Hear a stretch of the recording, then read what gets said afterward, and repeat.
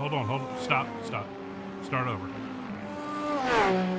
Good evening, good afternoon, ladies and gentlemen, and welcome back to JP Broadcasting. Welcome in to the J2iCS series, the Just Two Idiots Cup series, as that is then colloquially known. We're in for the endurance part of the series now. We, of course, go back and forth each week between the sprint series and the F3s and the endurance series in the GTPs. We're in for round one of the endurance series at Sebring Grand Prix circuit here this evening for 90 minutes of racing in the GTP cars for what is intensely going to be some incredible racing around one of the world's most famous circuits. And the commentator here tonight, Hamish, Munro, joined once again by Jim Cunningham alongside Jim. Big night of racing for us, 90 minutes, GTP cars, fast, furious action. And we had some chaos last week in the sprint series and the F3s, but these GTPs are a whole other beast to contend with. And these guys are going to have their hands full for 90 minutes of Silverstone. Yeah, I'm excited. I love prototype, hypercar type racing. You're at a classic circuit like Silverstone. It's going to be fun. These cars are definitely a handful. I'm sure a lot of people watching probably did the 24 Hours of Daytona, and if you drove these cars, you know how tough they are, and if they were trying to pass you, you know how hard they were to navigate around that track. So this could be fun. Yeah, and I think Silverstone's a circuit that it's a very tough circuit to traverse around, especially in fast-paced cars like this. I'm surprised there isn't an endurance type race around Silverstone like this with GTPs, LMP2s and GT cars with WEC, but regardless, we get to go racing around here. Let's have a quick look at the calendar for the season, Jim. We're about 9 minutes into qualifying, so we've got a couple of minutes just to run through it. We're all starting at Silverstone, of course, for round 1. But for the rest of the series, we've got a great calendar coming up. Yep, give me 1 second here. Had a button check that I didn't need to have checked. There we go. There we go. So, of course, starting at Silverstone for the Grand Prix circuit, then off to Mosport in 2 weeks' time for our first traverse into Canada for the season. Then Silverstone for the Grand Prix circuit, 19th of March. That's an absolute cracker. And then Road Atlanta for a crown dual race starts a little bit earlier that night, 2-hour endurance race. Let's pick full course, then we're back to regular 90 minutes. Aragon for the 16th of April, back to Spa for the circuit. Not the endurance layout, the Grand Prix layout of the circuit for the 30th of April. And 14th of May, we hit Sydney International Circuit to round out the series for another crown dual race, a 2-hour extravaganza around the Mobility Resort Mategi Grand Prix circuit on the 28th of May as well. So a fantastic calendar, fantastic series coming our way. If you guys want to get involved in the series, you guys can join the Discord of J2iCS.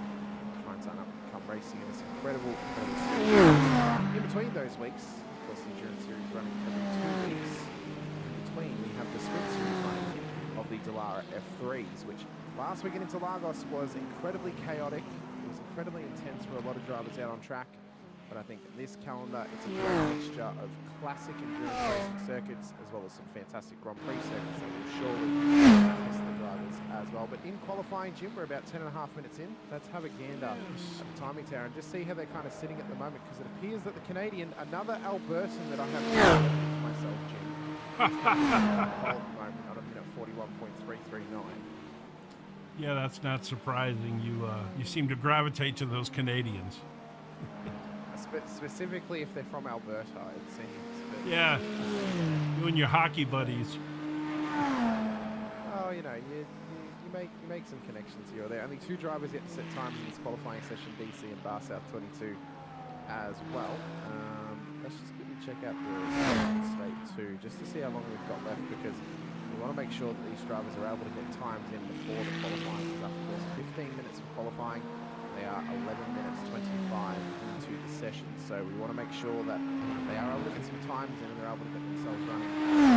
William now goes top 141.310. His next lap here in the qualification process. Gavin Amerman, who we are keeping an eye on through some of our static cams around the track, is currently P10 at the moment. He's on a 143.17.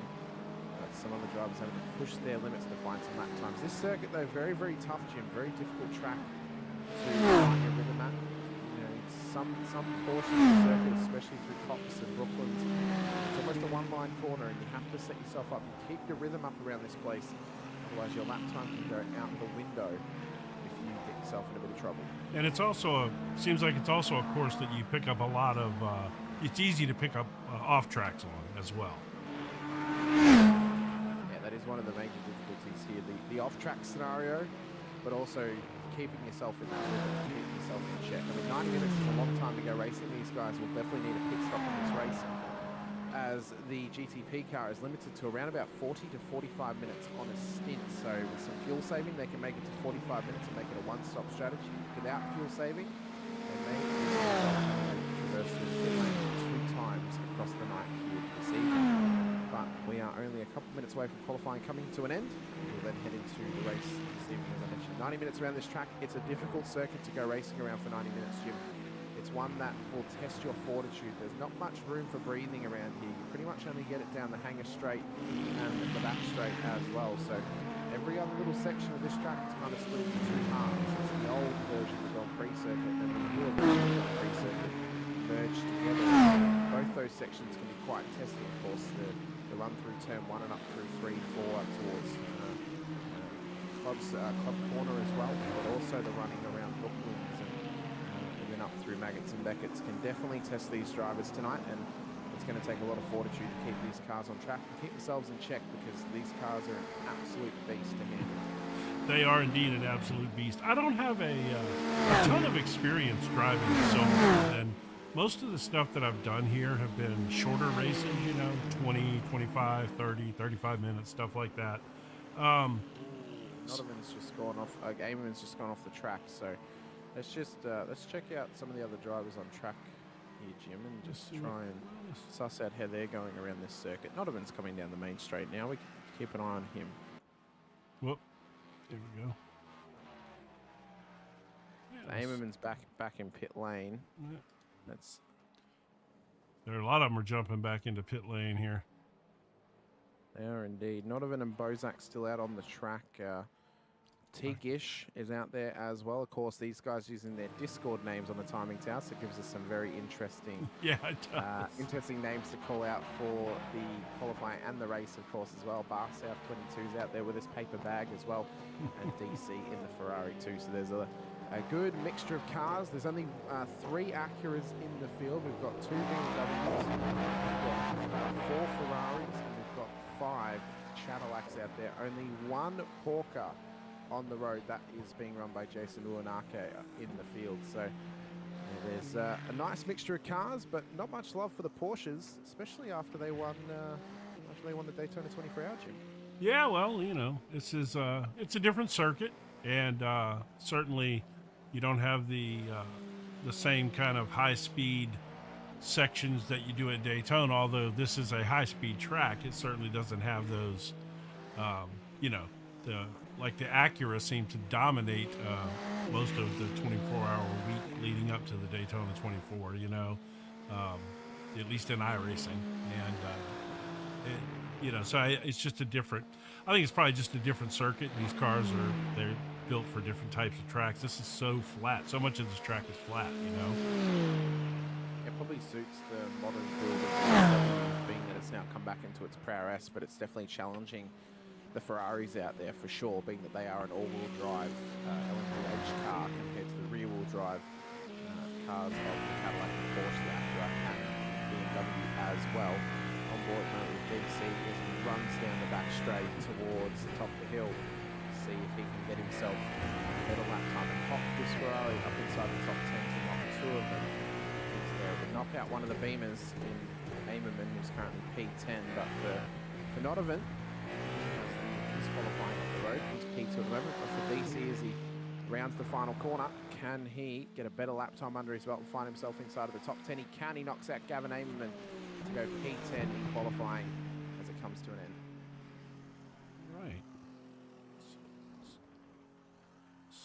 Be sure as well, if you're watching along with us, get into the live chat. Let us know who you want us to keep an eye on throughout this race. We've got 15 drivers in the race this evening, so plenty of opportunity across 90 minutes to give some screen time to everyone out there, of course. And if you're new here, be sure to hit the like button, the subscribe, the bell icon as well, so you're notified whenever we go racing on JP Broadcasting. So much racing to come your way throughout the rest of the week, including some great racing across the weekend. You and me, Jim, will be back on Monday for me, Sunday for those in the US for another round of triple bypass. Of course, we missed this week due to the Super Bowl, and I predicted the correct winner. I wanted the Eagles to win, and they won the Super Bowl on Monday, so it was very good to see. Yeah, I was rooting for the Eagles myself, and I'm originally from New Orleans, so I'm a New Orleans Saints fan. So the good news is Philadelphia's offensive coordinator just signed today to be the Saints' new head coach, so that's good.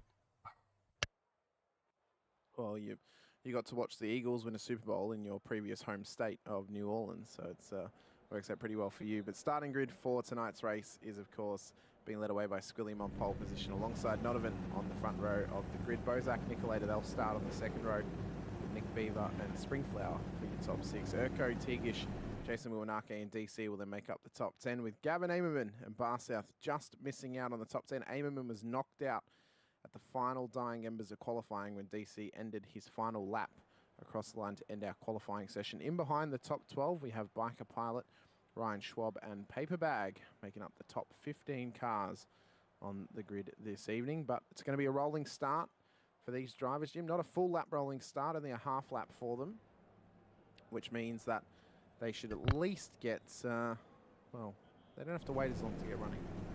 Yeah, it looks like we're still waiting on our pole sitter here. In there. There he is. We've got the top 2. We've got the second and third, but not P1 in Squilliam at the moment. Yeah. We're just waiting for him. And, of course, if it was a standing start, well, he'd have that beautiful grid pole shot on the start line. But because it's a rolling start, they miss out on that opportunity. Yeah. WTPs, but this is the way of endurance racing for these sorts of beginnings to the race. Just don't forget to get rid of that grid for us as well, Jim, when we go green, because we don't really want to be peeking through the grid as we run along in this race. It makes viewing more challenging. I don't. Just because you struggle to see, Jim, doesn't mean the viewers need to struggle to see. Okay, that's a good point. I do struggle to see. All right. So the rolling start's about to begin. Squilliam has joined the grid. He had a fantastic run in the F3s last week. Took both wins next to his name. As the rolling start begins, Squilliam's pulled away. The rest of the grid a bit slow off the blocks. Up towards the green flag.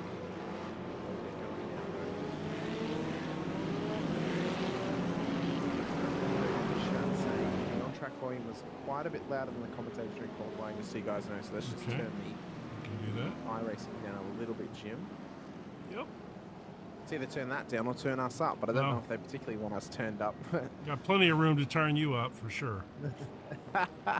Oh no, this is me being quiet, Jim. I can definitely be a lot louder if it gets intense. But Squilliam's gone early and he's led them away across the start-finish line for green flag running at Silverstone as we go racing for 90 minutes around the former Air Force base in the UK and running up towards turn 3. Just keeping themselves in check, getting nice and in the line astern towards the back of the field. There's been a couple of big gainers already. I mean, Paper Bag and Biker Pilot, they're battling in the background. DC, Jason Wu and RK are battling the back end of the top 10. But for Squilliam, it's been a perfect race start off the line. Wow, yeah, that was quite a jump he got there. That was, he went as early as you could go there just about. He used that to his advantage.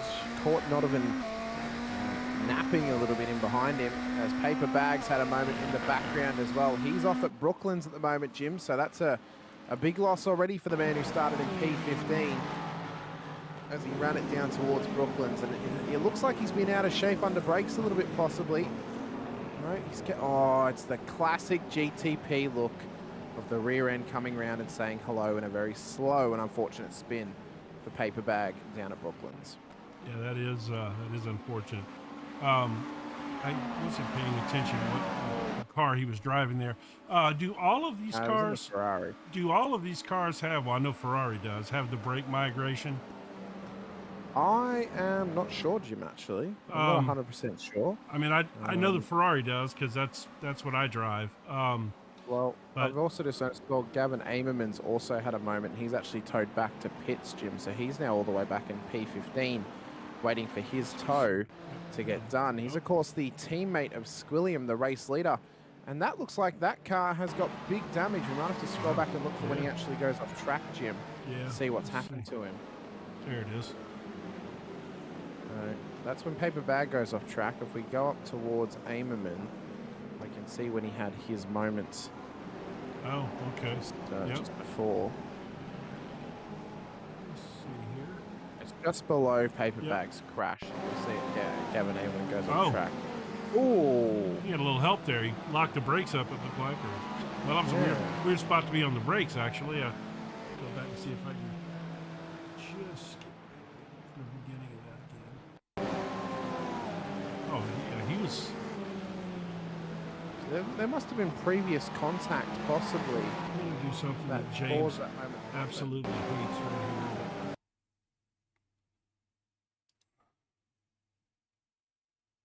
Let's see. How has he done this? How has he hurt that? Oh, okay. He loses it. Yeah. Yeah, he just lost it. It must have been the rears that were then broken. That's why the car's crabbing so poorly. Yeah. At the moment. So that's unfortunate for him, but... We head back to live. Squilliam is already broken out to a 0.8-second lead over Nodovan as we are 3 minutes into this race out of the 90 minutes that we're racing, Jim. So we'll keep an eye on that timer throughout this race and see how much longer they've got to go. That Bozak, I mean, none of the top 7 have changed or swapped positions. They're staying as astern as they were off the start. Will and RK is already up 1 as Bozak in the background has gone off at the final corner. Yes.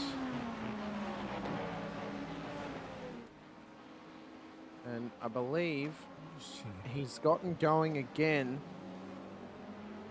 but he is struggling in the background, Jim. Let's go back and see him come around here. Oh, so he lost the rears across the Curvy. chicane, across the corner.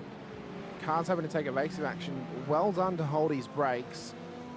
Gets that thing back in gear and just pulls it off the track to get out of the way of everyone oncoming. It was very patient by him. He got out of the way nicely. They were all going around the back of his car, so they played the smart play. Didn't try and bridge the gap in front of him. They all were going behind, which made it easier for him to return to circuit.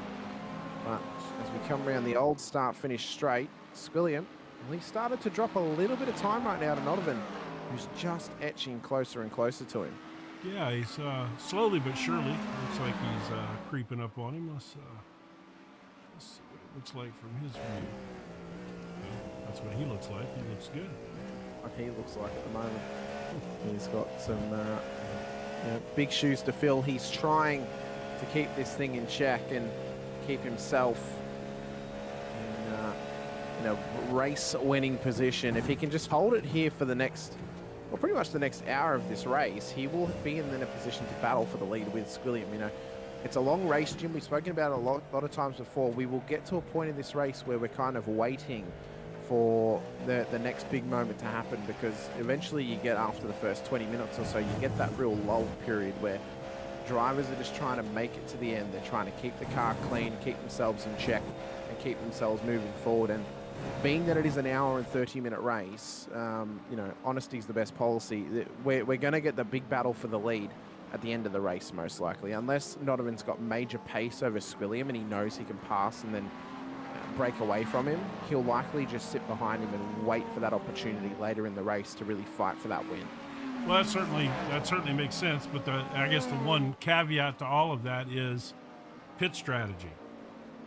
There's right. If they're both running really hard and and not taking care of their fuel a little bit, they may not be able to make it on one stop. So that could so if you stay within 30 or 40 seconds and you can do it on one stop, then that may change things dramatically, Well, this is now working in the favor of Nodovan. He's sitting in the toe. Yes. He's able to sit there, save some fuel, where Squilliam's having to, push to keep ahead of him at this point. So for Nodovan, this is playing into his favor, playing into his hand. He's saving fuel in the toe. He can just chill out for a bit, chill out for the next 20 minutes or so, and then the major fuel save is going to come a little bit later. When he's really trying to get those extra 5 minutes in the car. It can happen, of course. Just driving that little bit slower each lap can get you that better fuel strategy out of the race. They're running 42s consistently, so they're not running qualifying pace at the moment. They're on their nice casual 142 lap times. It's interesting to say nice casual 142 lap times. They're still very quick, but they're cruising at the moment, and that's what this race is. It's not a sprint, it's a cruise. You're trying to get this car cleanly to the finish line. You're not battling for a checkered flag within the next 10 minutes like a 20-minute race. You're battling to stay in the fight. It's a race of attrition. It's a race of attrition throughout the rest of the broadcast. As T. Gish is right on the tailpipe of Barsouth, sends it up the inside in towards Cops, gets the job done up the inside of him, and now moves up into P8. So we will probably see these minor movements throughout the top 10 where you've got a bit of pace over your competitors. You can push the car that little bit harder and get a bit forward as well. What I think it's more or less going to be is when you're in that toe, you maybe sit there for a couple of laps, save some fuel, and then you go on the attack again, as this moment with Bozak at the top of the hill, goes for the overtake up the inside. I believe that was Ryan Schwab. Gets it done nicely. That's a great move from Bozak at the top of the hill. Schwab prepared, though, just to sit with him. But back on the live viewing, Jim, because Ryan Barsouth 22, has been off the road once again at Brooklands, and this time he's dropped more spots. So both him and his teammate Paper Bag, they know all about heading off the road back there, and that's where he was in the sand trap. So, lots of rear end trying to catch it. That's some four-wheel drive problems for you in the Ferrari. Yeah, that's that migration. If you're not really in tune with that brake migration and get it set right, it can do that to you. I was struggling really bad at Daytona with that. I would. So, did you? You drove the Ferrari at Daytona, Jim? Is that what you're getting at? Yes. Because I would say that maybe the brake migration is a thing because of the four-wheel drive drivetrain of the Ferrari. I mean, yeah, that's possible. I just literally picked it up the week before Daytona and wanted to drive it, so I did. And I was struggling with adjusting the brake migration in it. I would get it to where it would lock the fronts up, and then I would just do some adjusting on that, and next thing you know, the back end would come around on me. Well, if we head back to live, Jim, we've got a couple of Cadillacs battling for the back end of the top 10. Bozak, who's on the run back through the fields, trying to defend against biker pilot Ryan Schwab at the moment. His teammate, though, Nodovan, is having a fantastic run at the front, but for Bozak at the moment, this is a race now. Needs to be of attrition, needs to keep it clean. He'll fight his way forward, and he'll find his way back up through the guts of the top 10. I mean, he's at the back of the top 10 at the moment, of course. P10, biker pilot and Ryan Schwab. These guys will be hoping to work together as teammates to fight their way forward. And you know, maybe there's some manufacturer teammate notions here of Bozak helping those other Cadillacs fight forward. But at the moment, it's not looking like he is, because he's starting to break away from him and trying to chase down the 2.6 second gap that he has up to DC and the Ferrari up ahead of him. So those are, now I was noticing up here, let's get back up to the front of the field here.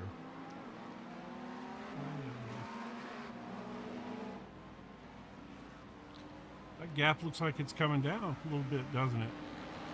Well, ironically, it's grown now out to just above a second. Previously, they were running at 0.7 together.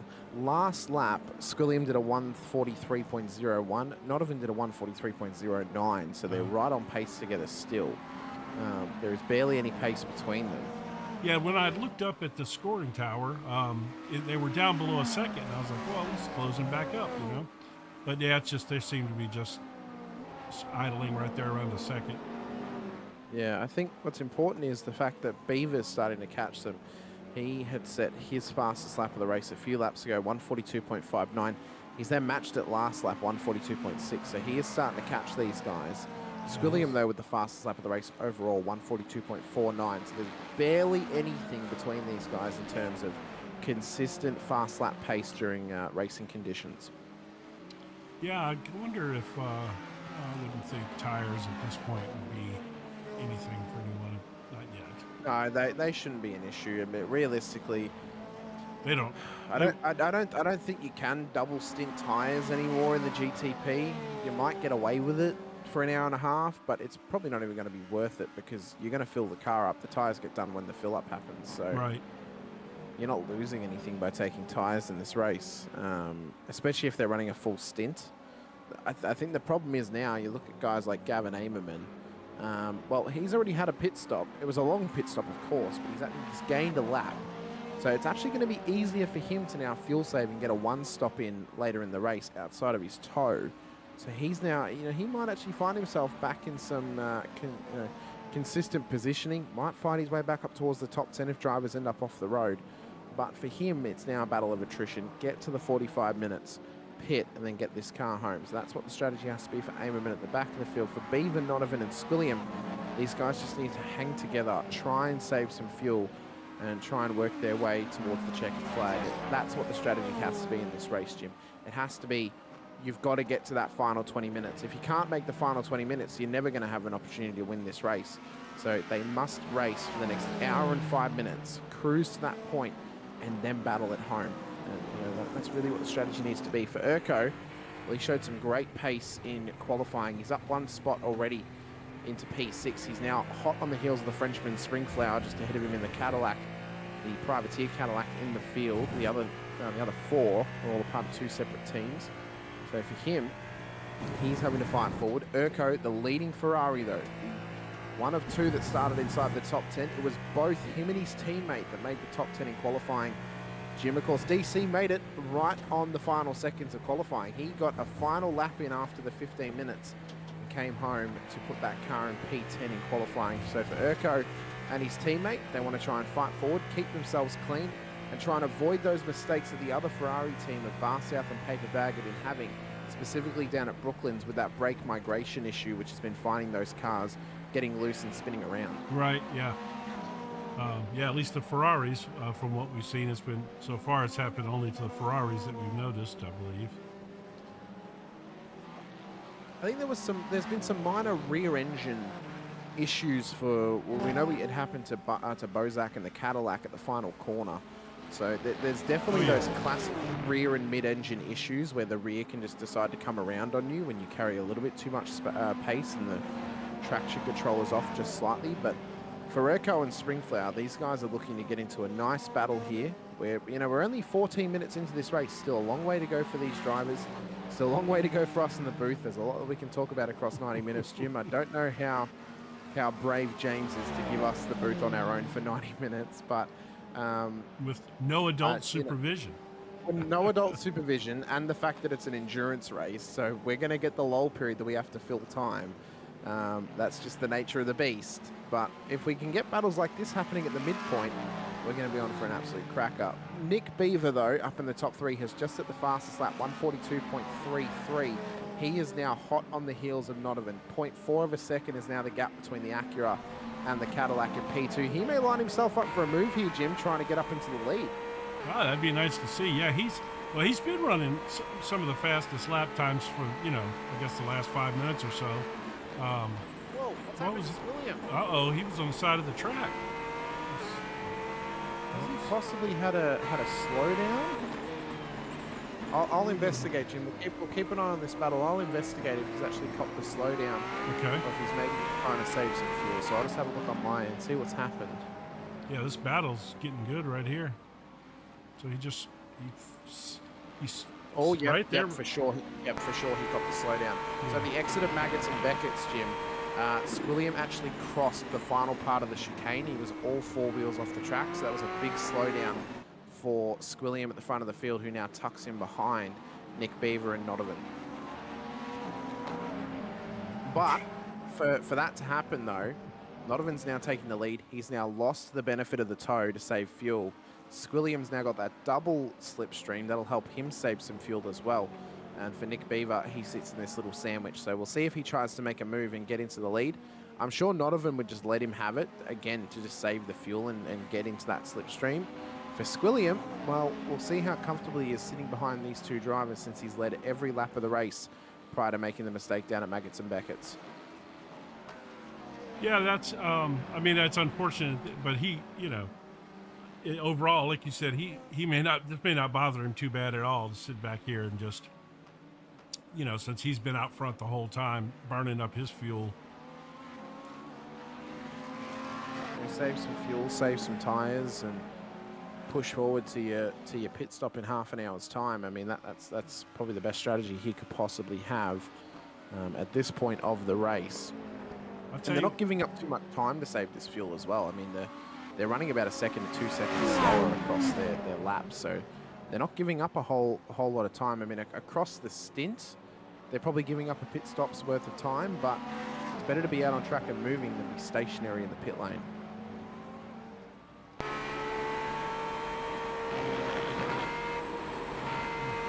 I'm wondering if Nick Beaver's just riding here, if you think he's going to try to take the lead here. I mean, if he hasn't necessarily tried to line it up just yet, but I think he's happy to sit behind and maybe apply a little bit of pressure to Nodovan at the front of the field, see how willing or how able he is to crack him and force a mistake. I mean, that would be smart strategy. Keeps yourself out of pressure, but also stops you from risking your car by going for an overtake. Because every overtake you have got the risk that you could have an accident. No matter how safe you think it is, it could happen. And your best scenario is you force a mistake on the car ahead, they take themselves out and you just roll on through nicely. Yeah, absolutely.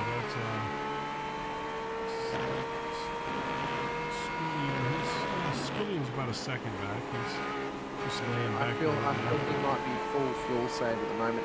Maybe predicting the move of Beaver on Nodovan.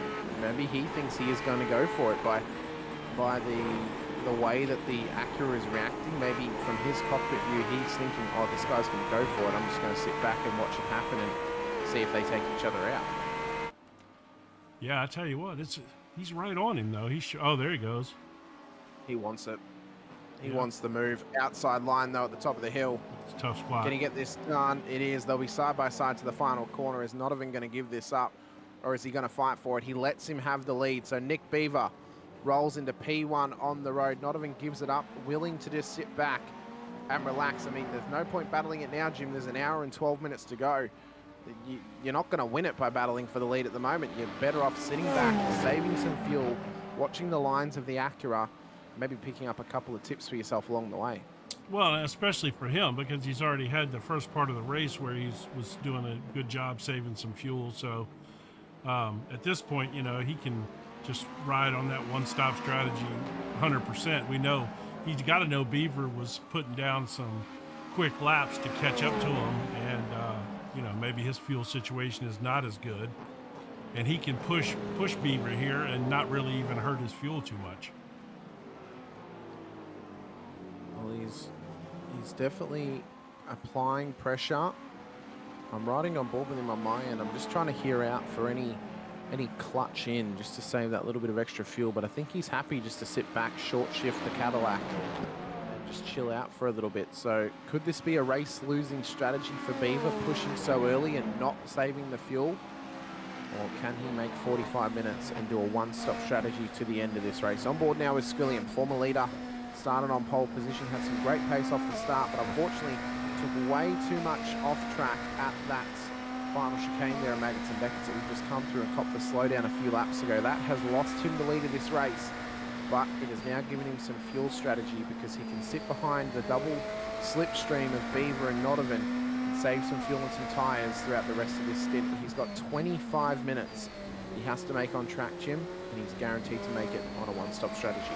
Yeah, that's, well, guaranteed as long as he doesn't excessively use fuel. Yeah, as long as he saves fuel in the second stint as well. Yeah, if he makes 46 minutes, I mean, that's a bit nicer, but you know, he'd be guaranteed to if he makes 50, but that's a big send to try and do that. Yeah, further back now, though, yeah, we've got Bozak. He's in this battle now with T. Gish, the Acura and the Cadillac. So we've got a battle between an Acura and the Cadillac at the front of the field. And we've got one further back inside the top 10 as well. Yeah, these two have been running nose to tail for a little while now. Yeah, they're still kind of hanging out together. I noticed as well Urco and Flower were still battling, and the Ferrari yet to get past that Cadillac too. So we've got a couple of little 1v1s occurring in this field, Jim. We've got it at the front, we've got it at the middle of the top 10, and then at the back of the top 10 as well. So these guys will just be happy to sit back, relax, and have a nice, enticing battle throughout this race. For drivers like Paper Bag, who's 33 seconds off of this battle, a total of 60 seconds off the lead, their race is kind of reliant now on that they can at least get some strategy out of it and hope that the front runners have a mistake. No safety cars, I do believe, get called in this series, so it means that it all has to happen on track, and it's so spread out, Jim, for a lot of these battles that it's not going to be likely that any drivers are going to head off the road and back to pit lane without a self-made mistake, unless they go for an audacious overtake, we'll say, and it then causes dramas for some drivers. Right. Let's go back up here and see. Squillian's kind of squeezed back into this this mix a little bit. I guess they're just riding right now, really. Yeah, he might have just gotten back into the rhythm a little bit more, willing just to try and catch up and sit a bit closer under this slipstream of Nodovan as well. But I have a feeling, Jim, that these three guys are probably going to be our battle for the podium throughout the rest of this race. Oh, I agree. It'll come down to strategy, more or less. If they can make it in a one-stop strategy scenario, then that's where they're going to be at the end of this thing. But it's going to be a tough slog for them. Urco, though, well, he needs to find some pace on track. He's got a lot of time to gain if he hopes to get up towards that top 3 battle. He is just outside the top 5, 0.3 of a second in behind Springflower, the Frenchman who makes up the top 5 at the moment. He then has a further 10.5 seconds to gain up to Nicolator in the Acura in P4, who's about 4.5 seconds off the top 3 battle. So for Urco, he's got to somehow find 15 seconds and overtake 2 cars to get up to the front runners and make it a 4-way battle at the front end of town. But he is struggling to get this thing past Springflower. I don't know how willing he is to let him pass. He might have to try and do this thing in the pits if he can. Yeah, it's. I mean, unfortunately, it looks like these two have kind of been, running together for a little while and having their own little bit of a battle here, and they've kind of fallen off the pace a little bit. You got Nicolator up here. He's been pretty much by himself the majority of the race so far. Well, his teammate left him behind. His teammates run up and taken the lead of the race, and he's left Nicolator all on his lonesome. Well, I think he's got a solid fuel strategy in mind, and he's running his race, and that may be their team plan. Have one of them run out like a rabbit a little bit, and have the other one just kind of take it easy and save fuel. That might be the strategy of the night. We'll have to wait and see. Springflower, though, and Urko, those guys are in the closest battle on the track. Nick Beaver and Nodovan, your front runners at the moment. We are 23 or 24 and a half minutes, just about 25 minutes into this race. At the moment, it is Nick Beaver leading the way. Nodovan, Squilliam, your top three. Nicolator, Springflower, your top five. Urko's just off the back of a top five position as he battles with Springflower here. Jason Ruinake in the lone Porsche back in P7. Bozak, Teagish, and DC make up your top 10. No one inside the top 10 has dropped out of the 10 at this point of the race, Jim. They've only just dropped positions within the top 10 or gained within the top 10. Drivers who started outside the top 10, well, they are all still outside the top 10, including Biker Pilot, Ryan Schwab, Bar South. Paper Bag has just entered pit lane. So that'll be a guaranteed two-stop strategy for that Ferrari. Gavin Amerman is a lap down on the field and just having to run his own race at this point. So that's the 15 drivers. That's where they sit at the moment here at the Silverstone Grand Prix circuit. And for Springflower and Urko, their battle looks to continue throughout the rest of this stint. They need to make another 20 minutes, and they can do it on a one-stop. But it's whether they've been saving the fuel or whether the car can make that long on a stint at Silverstone. It's a tough job. It's a tough strategy. If it's all, if you've only got to save one lap, Jim, to make 45 minutes, then you are saving to the absolute 10th degree throughout this stint to try and get that one lap, because that could be your saving grace in this race, having to save yourself 35 seconds for the loss of time that you take in the pit lane. That is not necessarily the travel or the stop time. That is the average loss of time in the pit lane. Pretty much the calculation I figured out, Jim, is if it's, say, a minute-long pit lane travel time and your pit stop time is 25 seconds, we'll do the math. It's 35 seconds that you're losing. Right. It's the difference between the two. That's what you're losing on average to the field. And it's a pretty close arithmetic. I mean, I haven't really had a race where it's been off per se. It might be plus or minus a couple of seconds depending on how fast or quick your pit stop is or how fast or quick you are in your lane travel. But 35 seconds seems to be the rough average of what the time loss is to take a pit stop. So that's taking into consideration that you're stationary for a period of time, and then for the rest of the time you're still moving but at a slower pace. So that's where you can kind of drop that time loss. But at this point of the race, Jim, this is the tough point now. You're halfway through your stint. Some of these guys are in a battle. You're just trying to fight your way forward and keep this car nice and clean. Yeah, and that's exactly where all these guys are right now. Some are, at this point, it doesn't seem that anyone really is battling for position, except for maybe back here, back in this area back here, we may have a little bit. That's two teammates running together there, and then blows off Paper Bag behind them there. So my question is, at this point in the race, you were talking about your pit time. That's taking into account a full lap of fuel. Is that correct? A full tank of fuel? That's any pit stop. Because you've also got to take into consideration the traverse time. So because of the traversal time, the pit lane travel is based on the fact of it's your pit stop plus how long it takes you to actually travel through the lane. Right. So the way that you get your time loss in the pits is you minus your pit stop off of the lane travel, and that's how much time you're giving up in the pits.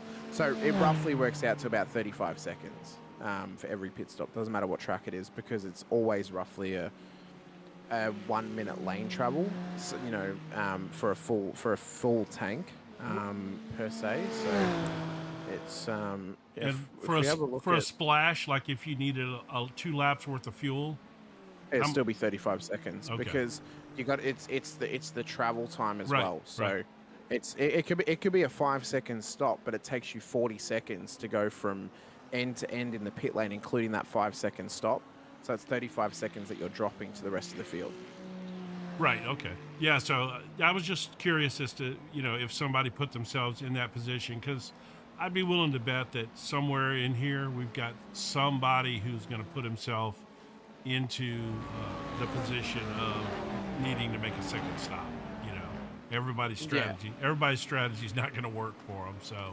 So if I mean the point then you make is if you're giving up a second of lap time to the whole field by saving fuel, as Urko is looking to get this job done on Flower, he's still battling hard for it. If you're giving up a second to the rest of the field on your lap time to save fuel, say, you know, we're what, 30 minutes in, it's lap 18. Right. Say they go 25 laps on a stint. To save that fuel, you're gaining yourself 10 seconds because you're only giving up 25 seconds across the stint to save the fuel. Right. Now, there are people who don't give up any lap time when saving fuel. There might be half a second on their lap time of quick running because they're saving their fuel by sitting in the toe, by getting on the clutch into corners, you know, short shifting, stuff like that. So you can give up a little bit of time on your lap time, and relatively speaking, you're not losing as much as if you actually had to stop for a second time in the race. So, you know, there are other series which do compulsory pit stops, like you've got to do 2 to get home. That's then when your fuel strategy comes in. As Urko sends it up the inside, he did the Max Verstappen Lewis Hamilton moment there, but did not clip Springflower on the way through. So the Ferrari finally lined up his move, got it done before Maggots and Beckett's, and now he'll be hoping to traverse his way forward. But he gave up a lot of time in that battle, Jim. We looked back at it a couple of laps ago. It was only 10 seconds up to the next car. It's now out to 15.5 seconds. So Flower cost Urko 5 seconds in that battle. I think he realized somewhere in that time, you know, between when you and I, because he wasn't really pushing it before. No. I think he realized, look, man, I got to go, or this is I'm killing my race right here, you know. Yeah, but that was a spectacular pass. That was a nice well pass. done by Urko. I mean, he's got big balls to go for it, and he did it. You know, so hats off to Urko there. If we can, Jim, if you take a little bit of time to set it up, if you select on your replay camera's gyro cam, and then you click on the replay of Urko's pass, we're going to get a great POV of that job. So if you take your time to set that up, we can have a look back at it once again. We'll see if we can get that done. Because that was spectacular. That was definitely replay worthy. Here we go. Onboard driver's eye of Urko up the inside of Springflower. Didn't fight it too hard. He gave him the space, Jim, and that is a phenomenal move from Urko to battle his way up. That was incredible. Let me see something here. I don't know if this is going to work or not. Just JK in the chat, thicker later, my goat. Well, he's P4 at the moment, so what does that make Spilliam, Donovan, and Bieber? Is that... Oh, Jim, I love you so much. You're using my camera to its advantage. Fantastic. Yes. Oh, I love to see it. Great job. That was fantastic. Yeah, that was nice. Yeah, I mean, it was the perfect. It was the perfect setup for it. It really was. It was. I mentioned to you before, if they're going for a pass and the car's on the left-hand side, I mean, you're looking straight through the window at them. So just might as well use it. So everyone knows, before I was loading up the cameras for the race, and I did not have a good modified in-car camera for the Ferrari, because being that it's a newer car, and so. He graciously gave me his Ferrari cam to use tonight, and so I loaded it up, and as I was scrolling through the cameras, I noticed that shot there, and he said, you know, that would be a good one if somebody was passing on the left-hand side. And I said, you're giving me way too much credit that I'll be able to think of that in the moment while doing this. And there you go. And then you did it. You did it. You thought of it in the moment. Fantastic, Jim. I love to see it. That was nice. JK in the chat with a sticker later, my goat. Well, as I was saying, if he's P4, what does that make William, Nick Beaver, and Nodovan? Does that make them bigger goats than Nicolator? You know, that's the thought process you got to have at this point of the race. Well, Uh, I mean, again, we might have, I'm not so sure there's not some strategy involved right here, though. I really, he has not. there is some strategy, but he is 4.5 seconds off the next closest car.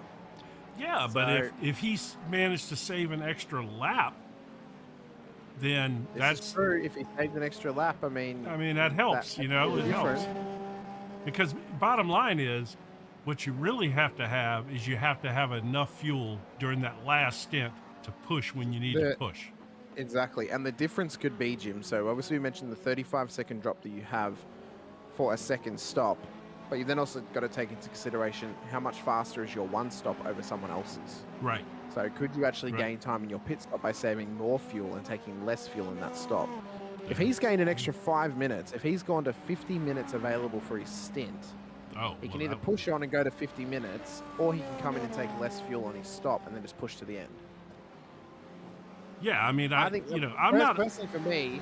If I've got 50 minutes worth of fuel, I'm coming in at 45 minutes, locking myself in for a full 45-minute stint without needing to save across that last stint. That's the thought process I would have. My problem is my mentality. I've never really been a fuel saving kind of mentality, You're just just go. Win it or bin it kind of Ayrton Senna mentality. Just full pace, keep full on glory. going, and and so it's hard for me to comment on these strategies too much because I just have never done it. I'm just not a fuel saver, and I haven't done a ton of endurance racing. I've loved endurance racing. In fact, my very first big time race I ever went to was the 12 Hours of Sebring. We were talking about that earlier. I love endurance racing. I just when I started iRacing, I kind of started out doing ovals and short road racing stuff, and I'm just getting into the endurance stuff, which is again a completely different mindset. So when I did the Raw this year, Jim, one thing that I was working out on the fly was when my critical minutes were to actually get home. Because obviously you're running a full tank for your first stint, which I think in the LMP3 was about 45 to 50 minutes. Right. Obviously it's a 2-hour and 24-minute race, so you do the maths enough. If you figure out you can get 50 minutes on a tank and then you come in at 1 hour and 35 minutes, you're guaranteed to get home. So my thought process was, instead of having to work out how much fuel I need at the end of the race on a short stop, I'm going to come in at an hour 35 or an hour 40, fill the car up. That way I don't need to do any maths. I can just drive to the end. Worked out in my favor. I had enough gap that I could have taken a third pit stop and actually still won the race. But it's one of those things. You're mid-race. It's a 2-stop race. You need 2 stops to get home. You then start to think, well, do I either do the maths and try and do the fuel load for that final shorter stop and get the maths wrong, or do I come in with where I know I've got a full stint to the end and I don't have to do any maths? All I have to do is just top the car up from what I've currently got in the tank, and it's done the amount for me that I need. Right. So, that's one of those strategies that you can then employ. In this race, being that you can have a one-stop, you are then, you're doing one stop, you're trying to get home. It's those longer races where, again, it's an odd number, 2 hours and 40 minutes or 2.5 hours. You're running 45 to 50 minute stints. You then got to do some maths to get it on your side a little bit more. So, sometimes you give yourself an extra 5 minutes to guarantee you get home instead of worrying about it. I came home, I had enough to do a burnout, and then I blew the engine. So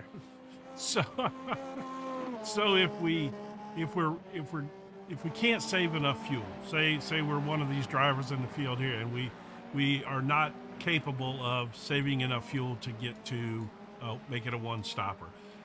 Is this about the time that we should start seeing those people think about pitting? It'll be in the next 2 minutes that we would see them pit. But I actually think, so just thinking through it, they should be able to do this on a one-stop. They should. Everybody. They're not running qualifying laps, right? So they're not running incredibly quick laps where they're using more fuel. So I think even on 1 minute 42s, I think they're averaging 143s. They should make it to 45 minutes and they should get home on the one stop. So it's it's one of those real balancing acts. 69 in the chat. Urko was bummed he didn't catch Nick in the sprint race. We'll see if he gets retribution. Well, he has a lot of time to catch him, but he has to catch him up by 15 seconds. He's lost a second and a half to Nicolata ever since now passing Springflower. Bozak's also now gotten past Springflower as well, Jim, so he's making moves. But it's a long time that he has to gain to get up to Nicolata. So for Urko, he's got to hope that he runs a clean race, he runs consistent lap times. Pretty much to catch Nicolata, he has to run a second faster than him every single lap for the rest of this race. Yeah, and he's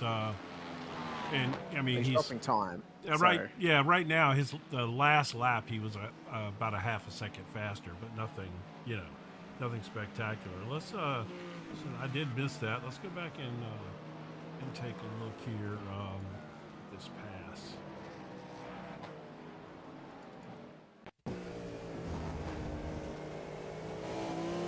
Oh, let's do there. Thought we might get lucky. It was still on gyro. Yeah. It seems. Well, no, I left it. It was still on right rear suspension. Yeah, yeah, which is right, but this car's not the same. Yeah. So if we just run on a TV camera, there we go. So he's up the inside. Oh, a little bit of a wheel to wheel. Was that a net code? Man, that almost looked like a net code. No. Let me go back and pop into it one more time. I don't know. That was so abrupt. It almost looked like a net code to me, but maybe not. Yeah, changes cameras right at that. Let's see if. Yeah, right at that point. Maybe we'll get another camera angle on it. We almost need has that camera pack got a roof camera possibly, Jim, that we could sit on? I think it might do. Yeah, I believe it was called. Was it the roll bar cam, which was on the roof? Yes. Yep, that's the one it was. There we go. Oh no, they definitely hit. Yeah, they definitely hit. Yeah. It was either that I think Springflower actually just turned across and didn't realize he was still right there next to him. Probably had a little bit more space. He probably thought in his spatial awareness he had a little bit more. I cannot tell or deny until we see him. Oh no. Well, I don't know. I mean, he was there, and was that kind of maybe slightly slid out into that. That's no harm, no foul, though. I mean, it's endurance racing. You're gonna bump a little bit here and there for sure. But that was a nice pass for him to get by. It was indeed. Back on live though, Jim. Yep. Nick Beaver and Nodovan, their gap is now down to less than a second at the front of the field. So Nodovan has started to chase back down the leader, Nick Beaver. We are past the 40-minute mark. They should get to 45 minutes at this point, which should mean they can get it done in a one-stop strategy. I know at some tracks like Daytona, which is easy to fuel save, you can go out to 48 minutes to 50 minutes on a stint. I miss the days of the LMP1 where you could do an hour in the car and it just made the math simple. That does help with the math, doesn't it? Yep. So this front pack battle looks to be rearing and ready to go for Beaver and Nodovan towards their pit stops. One of them will take a shorter stop to try and get an advantage in the pit lane. Has Nodovan saved more fuel than Beaver to make sure that he has a shorter pit stop and get out in the lead of this race? Is this real? This is iRacing, so they're real drivers who are racing, but it is a sim racing event on iRacing. So this is real as we can get from racing inside of our homes. But you know what? I like the fact that you asked that, because that just goes to show you how real sim racing has gotten. And exactly right, Jim. Exactly right. I mean, it really does. The reality is, these guys are racing just as hard. They're just not really in any physical danger. Short of that, they're racing just as hard. And well, if they're running a direct drive wheel, Jim, and they have a crack and they haven't let go of the wheel, their thumbs are in danger from braking. But aside from that, you could break your thumbs. The egos are at danger for sure. Actually, you could hurt your ego. There's some guys that have actually hurt their arms if they're running high force feedback and took a bad wreck. I know someone who has broken their wrist after holding onto the wheel in a crash. with a direct drive wheel. So Yeah. it has happened before. It's pretty much the name of the game is if you know you're having a crash, like if you see the wall coming out, you just let go of the wheel. Yes. If the crash is happening, just let go. But there is no point trying to save it if you are literally heading straight towards a wall. But that being said, this is, you know, they are not in as serious a danger, but they definitely are racing hard, and this is a true endurance race. And believe me, 90 minutes behind the wheel of one of these cars is brutal. It really is. You will be sweating bullets. Oh, at bullets! This point, if I was driving at the moment, no, it would be very very, you know, very very sweaty. It's very very warm at the moment here in Victoria.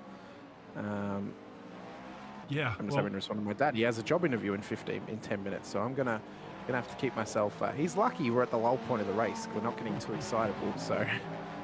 We oh yeah, well, that's all right. I got a son that's going to bed shortly.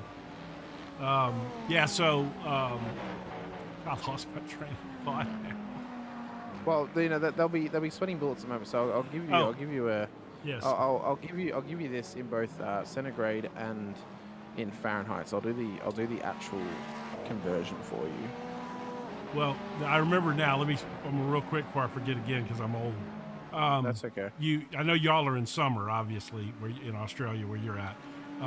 Yep. We're in the middle of winter here. I'm in Texas in the United States for anybody watching, and we're in the middle of winter, but it's Texas, you know. And today the high was 80 degrees.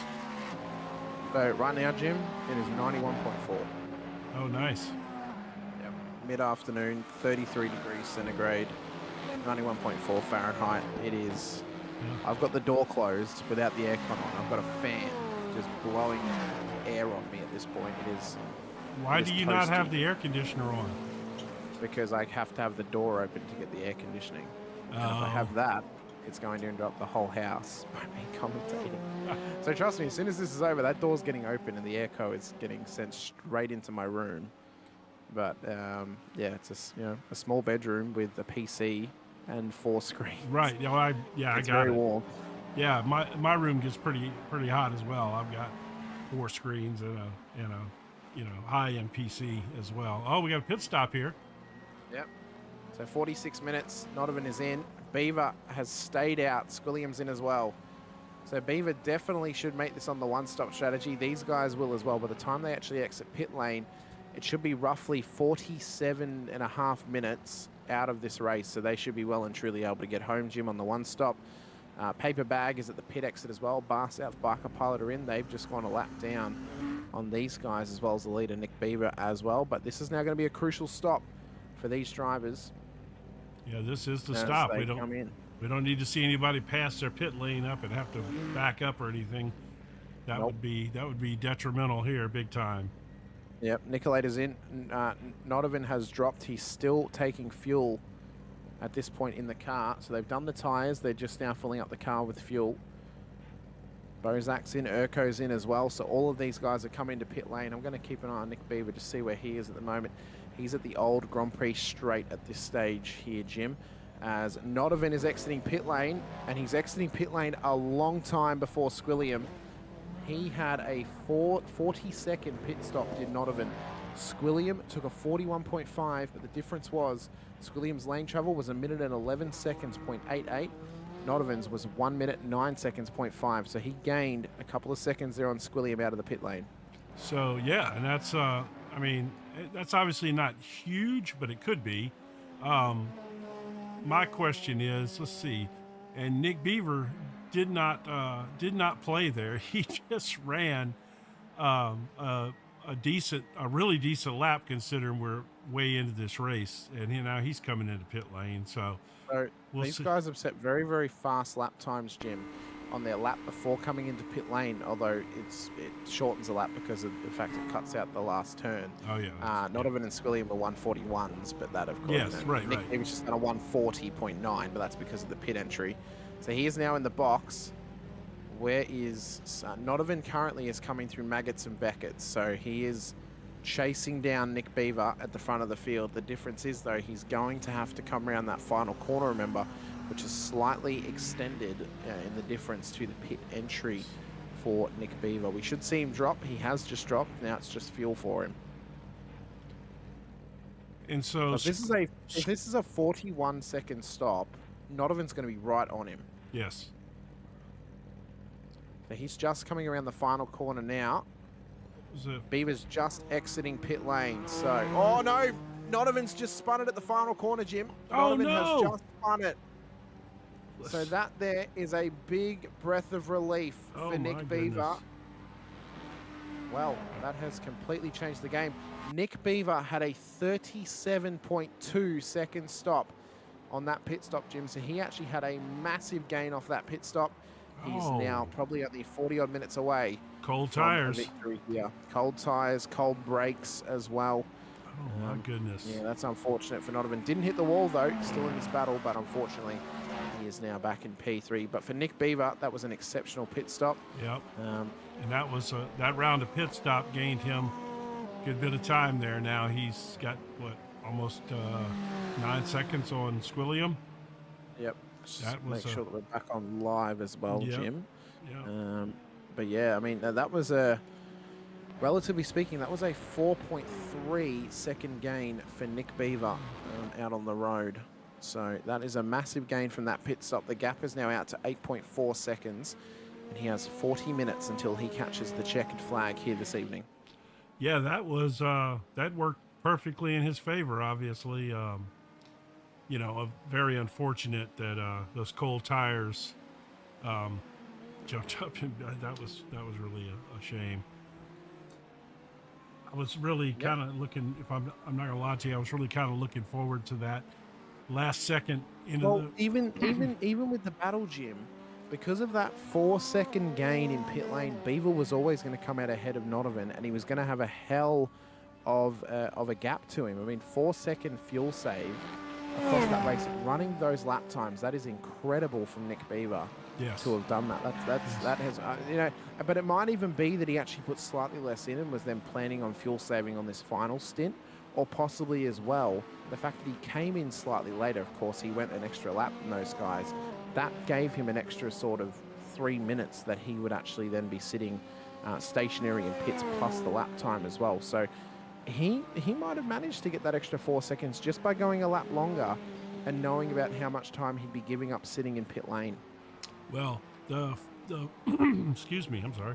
The funny part about that is, you know, I speculated early in the race that Nick may have been the rabbit, and Nicolator, his teammate, may have been a you know, conserving fuel, the conserving fuel, playing the tortoise, so to speak, you know, and it certainly didn't work out that way.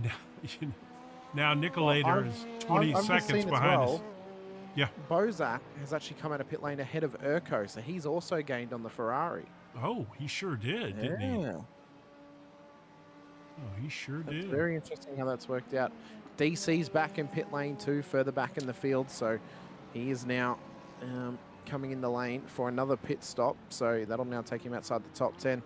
Bar South, who had that early moment, is now back inside the top 10 as well, Jim. He is, yeah. Spring Flower, though, he has struggled. Yeah, he lost another spot during the pit cycle, it looks like. Yeah, it's the Porsche of Jason Wuanake. So I don't know if that happened on track or if that was in the pit stop itself. But Flower had a, how long was his pit stop? 50 minutes. 50 seconds was his pit stop. So he actually put too much fuel in. Oh. So that's cost him big time. Wow. Yeah, that has cost him massively to Wuanake. Yeah. Because relatively speaking, if they could go 40, let's say 47.5 minutes on the tank, 48 minutes, I mean, that takes you out to an hour and 36. So he's put in probably six minutes worth of too much fuel in that car, right? In the Cadillac. So that's a problem for him. And that car's also now incredibly heavy compared to Wuanake, so that's going to hurt him throughout this stint as well. But for Notovan, I don't just think it was cold tires and cold brakes, Jim. I think it was also the fact full of fuel You know, you run Yeah. across the stint, you get used to how the car's feeling as it's lowering that fuel load, and Sure. obviously it was 40 odd minutes since he was last on full fuel, so Sure. very easy to make those mistakes, and it's caught Nodovan out this time by. Very possible he adjusted his brake bias sometime during that stint as he burned off the fuel, and maybe Exactly right. maybe forgot to reset it. Yep. Or maybe, you know, when he reset Might it, have it was might too have gone much. might have gone more rearward across the stint possibly to Right. make up for the lack of fuel at the back of the car, and then that's Right. what's rotated it around. But it didn't happen earlier in the lap. It was at that final corner. So, you know, maybe pushing to try and come out ahead of Beaver. I don't know, but it's a problem for Nodovan. Especially if he has somebody spotting for him. And it's like, hey, if you hustle, you can get out ahead of him, you know, and Yeah. you know, maybe that's all it took. Who knows? Of course we're speculating, but Well, if he finishes on the podium, we're surely going to get the answers to the questions. well, we're gonna ask the questions anyway. We will. We will constantly ask the questions. We have 35 minutes left in this race here this evening, ladies and gentlemen. We're on lap 32 at this stage. It's currently being led by Nick Beaver. Squilliam is back up into P2. Nodovan is P3 on the road. Nicoleta Bozak, your top 5. There are no Ferraris inside of that top 5. The closest is P6 in Urco. The only Porsche on the road is in P7. That's Jason Muanake. Springflower, Teagish and Bar South make up the top 10. There's one of every manufacturer running inside the top 10 at the moment. Outside of the 10, we've got DC, Ryan Schwab, Biker Pilot, Gavin Amerman, and Paper Bag is unfortunately now a lap down and behind Gavin Amerman as well. So he has made back up a position after going a lap down earlier in the race. Yeah, I'm sitting here going over I'm trying to remember. We're at that point in the race where we, you know, can tell some little stories. So what I was going to talk about was the fact that when we were getting ready for the race earlier today, they sent us a copy of some practice times in the chat, so that we could just see who was running fast in what practices, because these guys practice. They have organized practice sessions all during the week. It's really cool, actually. If you're looking for an endurance league, this league, they have hosted, not even hosted. I think they're like official practice sessions. So everything gets recorded. It's not like a hosted session for the people who out there are heavy in die racing. You understand what that means. They sent us an incorrect lap time. It was supposed to be a 141, and it was a 114. They just typed it wrong when they sent it to us, and we were joking. I cannot remember who that was now. Do you know which driver that was? Oh, I'm not sure. I think it might have been Nicoleta who did the 114 apparently in practice. No, because I think he's the one that said. Anyway, so we were joking, and I said, that guy needs a contract if he's running 30 seconds faster than everybody else in the field. You know, it was just joking around. You know, it was pretty funny. But yeah, these guys are. This is a great league from what I've seen. I just jumped in kind of today to do this race because of a personal situation that popped up for somebody. But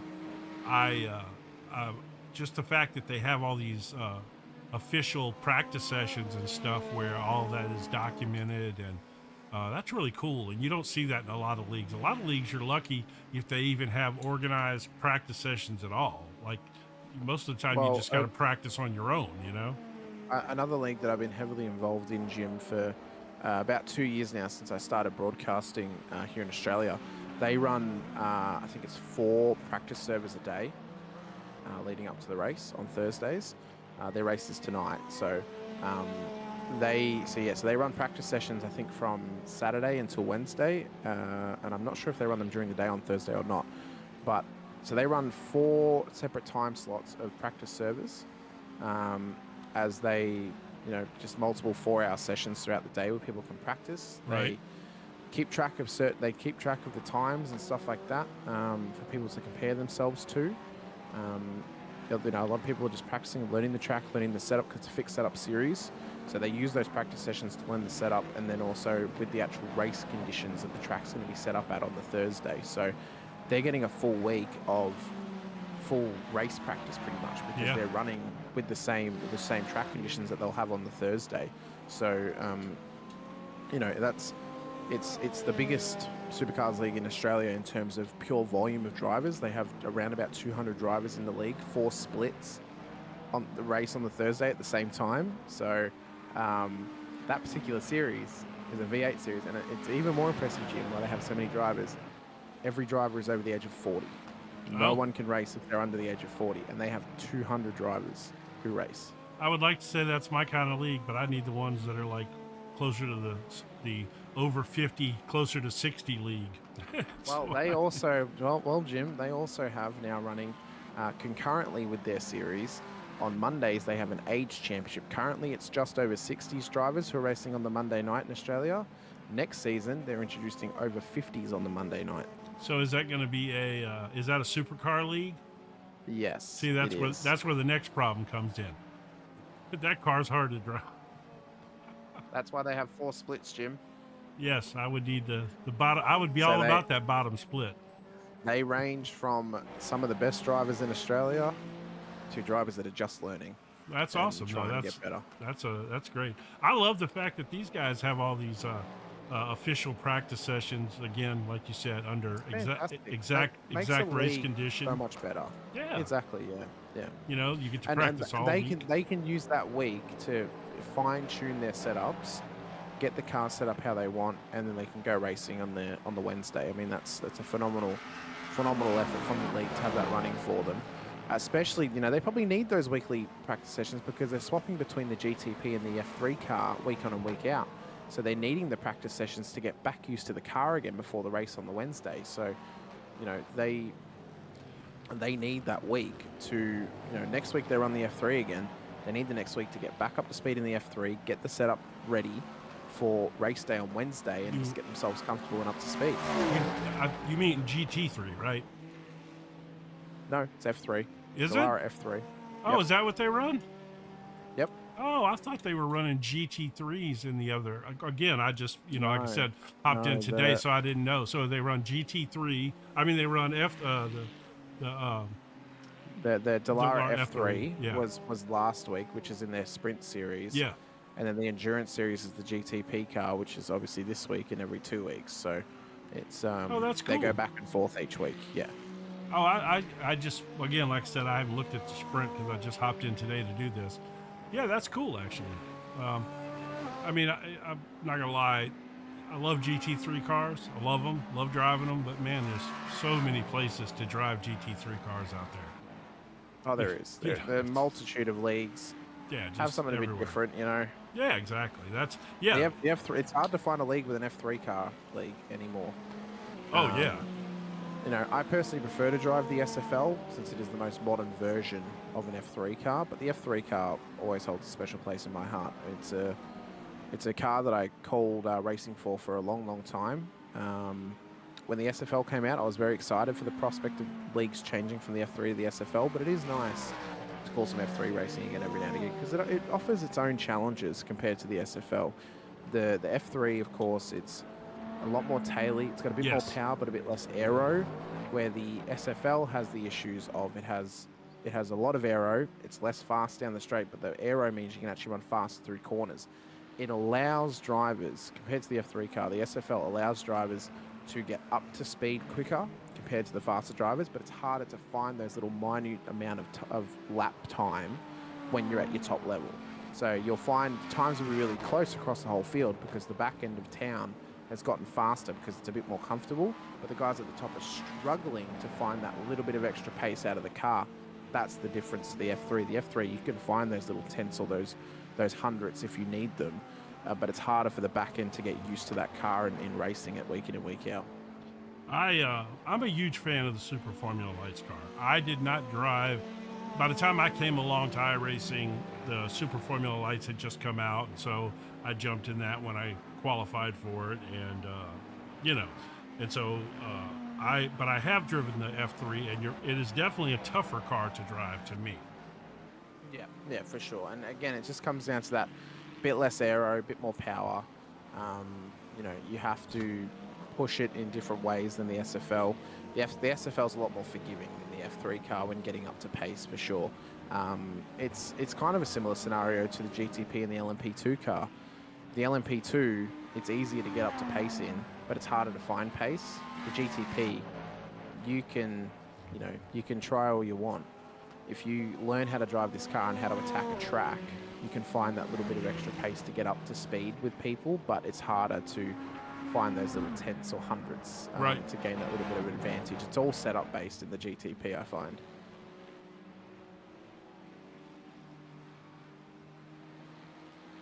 But at this point of the race, though, we have Nick Beaver and Squilliam at the front of the field. Jim's just stepped out for a moment here for a quick little breather. So Beaver at the moment, P1 on the road. He has got 7.6 seconds on this car. Squilliam in P2, who is trying to chase him down at this stage. There's Beaver, P1 on the road. Nodovan at the moment, 2.4 seconds back. We've got Springflower and Wiwanake. They're battling further back in the field. We'll keep an eye on that battle very, very shortly. Great to have your chats out there with us as well. Downforce Gaming, IGP Fun is the gold standard. Well, I get to call that race on Monday morning for me, 8:20 a.m. So we'll see how that one goes for us. Also asking, wasn't Australia a penal colony? We were originally we were a place that the English sent the criminals to go to jail. So that was we started out as a criminal colony. Which I think is a penal colony. So yeah, we started out as criminals, and now we're just a first world country, like the US, like Canada, part of the Commonwealth, like Canada is. So, it's good, but it's warm. It is warm, especially in summer. It is a real struggle to commentate during this period of time by how warm it gets. For Nick Beaver, though, this has been a fantastic race. His pit stop time, if you're just joining us, just with more critters that can kill you. Well, realistically, spiders are not that big of an issue. That you don't see them too often. It's the ones you got to worry about are the ones you can't see. Same with snakes. The spiders you can't see are the ones that hide. They're the ones that are more venomous, like a redback spider, a wolf spider, stuff like that. If you live in New South Wales, that's where you find the Sydney funnel web, the most venomous spider in the world. Hey, don't mess with emus. Do not mess with emus. Trust me. You might joke about it, but you do not joke about the emus are tough. They are tough. You do not want to come up against an emu in Australia. You also do not want to come up against a red kangaroo, which stands at about 6'5", and they weigh around about 240 pounds. Like, you do not want to come up against one. They are built like a brick house, and you do not want to. It's a great video. Those are the best memes on the internet when they show one of them kangaroos kicking somebody's butt. Absolutely. Jim, even for people of our stature, being tall and big, I would not want to come face to face with a red kangaroo. No. I will admire them from a distance. Sector 9 saying huntsmans are his nightmare, or their nightmare. Huntsmans can't kill you. They can bite you and the bite hurts, but they can't kill you. They're non-venomous. They're like a bird-eating spider. Don't you have the most venomous snake in the world also in Australia? We have the most We have 5 of the top 10 most venomous snakes in the world. We have the most venomous spider in the world here as well. We have the most venomous snake in the death adder, which can only be found in rural Australia. You only find the death adder in forests or in the death adder can only be found in the desert, like the outback and stuff like that. The most venomous spider, the Sydney funnel web, can only be found in New South Wales. So I'm never living in New South Wales knowing that. So King Brown snake, you have to be careful of. They're everywhere. You can find them anywhere in Australia. Red belly black snake, someone found at their house, I think it was in New South Wales last week, there was 142 red belly black snakes in a pile of mulch in their backyard. There was 2 females that had a nest in the backyard of this person's house. Like, it was ridiculous. Okay, time to move. Yep, pretty much. Let's burn the house down and leave. No, the snake catch has caught them all. The worry is that female snakes, like the mothers, will come back eventually, because they'll know where it is, and they'll eventually come back and they'll lay a nest again. So that's then the worry for that family if that happens. So they're going to have to get rid of that pile of mulch as well. It's funny. I don't. Yeah. Y'all don't have mosquitoes in Australia, We have do you? mosquitoes. No, we have mosquitoes. New Zealand doesn't have mosquitoes. Oh, okay. All right. Yep. Yep. So yeah, so here, if you get any standing water at all, the mosquitoes, they become horrible, and Yep. I can't even imagine what it would be like to live in a climate that didn't have them. I'm so used to them. The New Zealand is fantastic. No mosquitoes, no spiders. I want to live in New Zealand. It's great. You're I've not been that there. I've been you're there not that multiple far. times. You're not that far I'm from not. there. I'm not. But then I also the time then gets added by 2 hours, so it'll be 2 hours later in the day. In Australia, mosquitoes exclusively carry murder venom. I bet you. No, they don't. They carry disease. There was a meningococcal outbreak in the late 90s. I ended up in hospital after getting bitten by a mosquito because it turned out that I was allergic to that type of mosquito, it seems. So I had an allergic reaction, but they were worried that I had meningococcal. But yeah, it's, there are things that can kill you here. There are kangaroos. There are crocodiles, there are snakes, there are spiders, but they're not an everyday occurrence. It's only when you live rurally that you see a kangaroo or you see a snake or you see, you'll see spiders and stuff, but big spiders only, you live an hour outside of Melbourne, like a major city, and you don't see, that's when you start to see a kangaroo and stuff like that. I've never seen a crocodile in my life, aside from going to Australia Zoo. That's the only time I've ever seen one. I've never seen one in the wild, so... Well, I'm from originally from South Louisiana. And, yeah, so you know about alligators, Jim. You've seen alligators. I'm sure all times about before. all about alligators. Yeah, no problem. Yep. Spent a lot of time around alligators. I'd rather come up against an alligator than a crocodile, Jim. I'll be honest. Yeah, I mean, from what I've heard, that's probably true. I mean, they're pretty nasty. I don't, They're nasty, but they're not a 15-foot, 240-pound killing machine that lurks in the water. Oh, and then has they can be that big. They can be. Crocodiles, they'll also have the force in their bite to just rip an arm off. They're like a shark almost as well, but. I know that if you raise an alligator from a baby, that they're not too aggressive, but you cannot raise a crocodile from a baby. They will eventually try and turn on you as Springflower's just come into pit lane for whatever reason. I'm not sure why.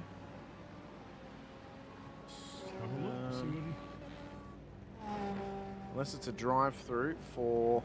Looks like it was. Yeah, it is. Yeah, maybe exceeding the incident limit, possibly. Oh, yeah, probably so. Well, that makes for a tough race, doesn't it? Yeah, it does. Tough night in the rig for Springflower. Nick Beaver though leads the way by 10 seconds on the trot at this point. Squilliam was starting to catch him up, but he has now dropped some time once again. We've got a little under 20 minutes to go in this race. 18 and a half minutes to go in this race around Silverstone Grand Prix circuit. Nick Beaver looks to lock out this victory for himself in the first round of the season. Not even what could have been for him. He had the spin at the final corner on his outlap from pit lane. Gave up P2 on the road, but he is 2.2 seconds behind Squilliam. So the battle for P2 could be on between them here this evening. But the strategy of Nick Beaver, that has worked in his favour immensely. Took the lead early on, kind of midpoint of the first stint, and then took a shorter stop in pit lane to try and get himself out and ahead of Squilliam and Nodovan, and it's worked out. Nicolator, well, he's got 13.2 seconds to gain to get up to those cars. He's then got 11.9 seconds behind the Bozak, so he's not currently under pressure from the Cadillac. Urko then a further 15.5 seconds back. Jason Lunake 27.4 seconds back off that battle as well. So we're spread out, Jim. It's the way of endurance racing. It's what happens in the end of it. And for Nick Beaver, he is loving life at the front of the field. Indeed. Yeah. I mean, it's a great race, great strategy by him. He conserved fuel earlier in that stint, and then he poured it on there and took the lead towards the end of that first stint. And yeah, like you said, stretched it out that extra lap, made a really fast pit stop, did a good job getting on and off pit road without making any mistakes. And fortunately, he took advantage of Nodovan's spin there, which obviously helped his situation a little bit. But nevertheless, he was still, like you said, going to have a 4 or 5 second lead no matter what happened. Yeah, exactly. So, yeah. Didn't really matter at that point. Back to our talk about wildlife, though, Jim. You mentioned standing water and the fact that the mosquitoes come out. What also comes out is the midges, which are almost as annoying as mosquitoes. Well, so not only do you have to deal with being warm and sweaty in muggy conditions, you have to deal with the mosquitoes, which are biting you, which makes you itchy. You then also have to deal with the midges, which are these little flies. Oh, I know what they are. They'll just stick to you. Yeah, it is the worst. We don't have them here in Texas or Louisiana, really. But long story short, I'm sure they're in Florida.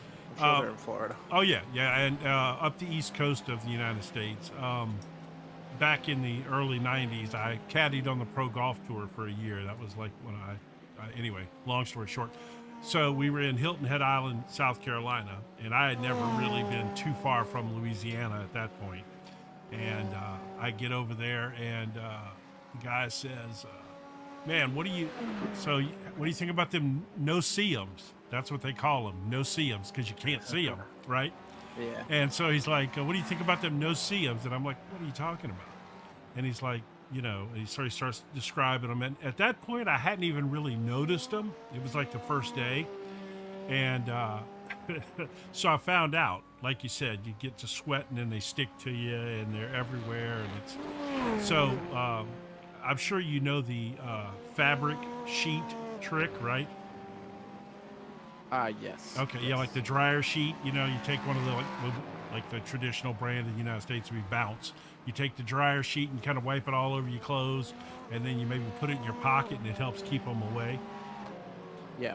So I invested in a box of Bounce dryer sheets for that week for sure. Yeah, I more or less just deal with the midges. I just smack my neck when I feel them. I don't normally have to deal with midges too often. It's only when I go into a real rainforest type area, which Melbourne and Victoria, we have a multitude of different kind of not climates but ecosystems. Right. We have the Yarra Valley, which is kind of that's wine country, but it's a real rainforesty. We have the high country, which is more like your California bushland sort of thing, which is why we have wildfires, and they have wildfires as well. We hope everyone in California is safe. Yes. At this time as well. You go more north, sort of west towards a town called Mildura. Really dry, really not deserty, but it's similar. It's probably similar to the outskirts of a major city in Arizona or something, where you're getting towards desert, but you're not quite there. And then it's similar the more westerly you go towards a town called Mount Gambier, which is in South Australia. That's real rural country Australia. And then the further east you go, the more bushland or rainforesty it gets. And then we've also got coastline towns as well, like Phillip Island, Geelong, Lakes Entrance and Wilson's Promontory and stuff like that. So we've got a bit of everything in Victoria. You can pretty much pick and choose where you want to live. If you want to live near a major city, you can live in pretty much any sort of environment that you want to. So. What does it take to drive across Victoria, hour-wise? End to end? Yeah. It'd probably take you, maybe a day, depending on which way you go. Right. If you took the long way, it'd be a day. Yeah, probably, yeah. And the long way is literally following the coastline. But what about straight across? If you kind of drove straight? Maybe 15 hours, maybe 12. So that's, Texas is about 12 hours. Yeah, so it really depends which way you go. So, for example, from Melbourne to Merimbula, which is on the very edge of Victoria, of course, Melbourne's pretty much smack bang in the middle, it probably takes you 5 hours. So it might be a 10-hour drive actually directly across, because it takes, if I were to drive from my house to,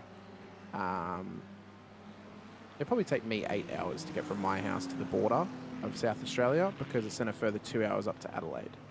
So it's about a 10-hour drive for me to get to Adelaide if I want to drive there. So it's probably 10 hours from length to length of Victoria. if you're going around the long way, which is down the coastline, it probably adds about 5 hours to your trip. So it's probably about 15 hours to drive across Australia from Melbourne to Perth. It takes you 4 or 5 days to get Wow. across. Yep. The Nullarbor Highway takes you 2 days to get from end to end of the Nullarbor Highway. And there is nothing. It is just straight road. You are just sitting on a straight road doing 110 kilometers per hour, which is like, I don't know, 80 or 90 miles an hour for 2 days. That's what it is. To go from top to bottom, so to go from Melbourne to Brisbane, it is a 2-day drive. And that's like with barely any stops. Wow, that's I mean, I guess it's, you know, the equivalent of driving across the United States, but it doesn't take anywhere near that long. But I think it's a long time because that's taking into consideration stopping for sleep as well. Yeah, right. So, you know, people don't realize how long it actually takes, which is why a lot of people get stuck and have unfortunately died trying to drive across Australia, because they don't understand how long it actually takes you and how big the distance actually is to drive. My friend has done it a multitude of times. He's driven back and forth because he lives in Perth now. He moved from Melbourne to Perth. He has driven across Australia, I think 5 or 6 times to go back and forth. Do y'all have like major highways that go straight across? Nope. So we have the Princess Highway, so that's the Princess Freeway. That goes a whole loop of Australia. Oh, so that is literally, you can drive around the whole thing. Right. There is not just a straight. There's not just like a straight run to go from one side to the other. You have to obviously follow roads and go up through major cities. But it's, no matter how you look at it, the fastest way is literally running the major Princess Highway. It takes you 4 or 5 days, depending on how long you're willing to drive for in a day. So that's faster than going straight across because of the yes. roads and stuff. Yes. Oh wow. Going okay. going straight across. If you were to go straight across, say from Sydney to Perth, not only would it take you longer, it's more dangerous because it's more rural. So the quickest, and even though it is rural to go down the Nullarbor Highway, it is the fastest way, and even though it's super rural, it is the safest way for you to do it. Interesting. Because if you go through the dead center, you could go a day without seeing a fuel station. Right. Depending which way you go. So it is. It's not for the faint of heart, and it is right. something that you need to take careful consideration in if you decide to drive across. Downforce Gaming, when does this race turn from normal to endurance? Well, it's an endurance race because it's an hour and a half, and it's longer than what their sprint races are. That's why it's an endurance race. Yes, it is. But you know what? We somewhat have a little battle shaping up here for second place. Yeah. Yeah, it's the gap's been hovering. As we were talking, I put the battle box up, and it was, you know, it's been hovering around that second and a half here for this last lap or so. But yeah, we've got a little action going here. It looks like this could develop into something before the end of the race.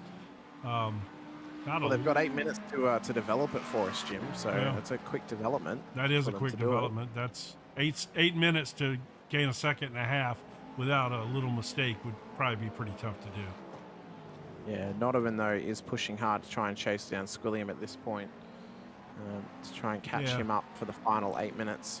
But Squilliam's running as faster lap time, so... This is true. It's not... their fast lap time, their best lap time of the race is almost identical, and last lap, you know, Squilliam was almost a half a second faster, so... That doesn't bode well for our battle for second place, does it?